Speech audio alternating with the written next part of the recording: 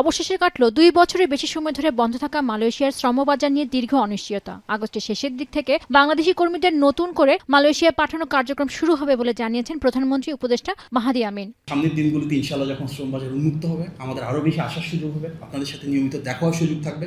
আমরা আপনাদের প্রতি আহ্বান জানাবো, একজন প্রবাসী মানুষ যখন আসেন তার পুরো পরিবারের স্বপ্ন, আকাঙ্ক্ষা, প্রত্যাশাকে সাথে নিয়ে আমরা সবাই মিলে ইতিবাচক ভূমিকা পালন করব।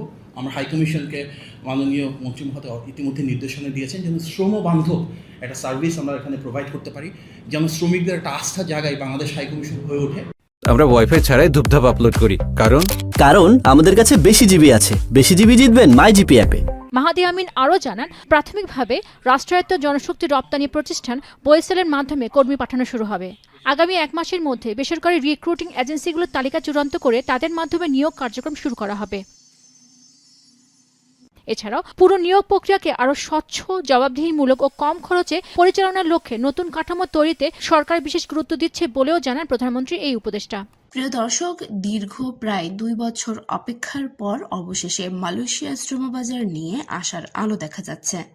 প্রধানমন্ত্রীর উপদেষ্টা মাহাদি আমিন জানিয়েছেন, সবকিছু পরিকল্পনা অনুযায়ী এগোলে আগস্টের শেষের দিক থেকেই বাংলাদেশ থেকে আবারও কর্মী পাঠানোর কার্যক্রম শুরু হতে পারে।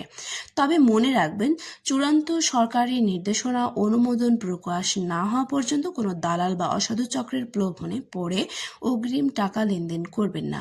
আপনাদের কাছে আমার অনুরোধ, শুধুমাত্র সরকারি ঘোষণায় এবং বৈধ রিক্রুটিং এজেন্সির মাধ্যমে বিদেশে যাওয়ার প্রস্তুতি নিন, কারণ একটি ভুল সিদ্ধান্ত আপনার স্বপ্নকে নষ্ট করে দিতে পারে।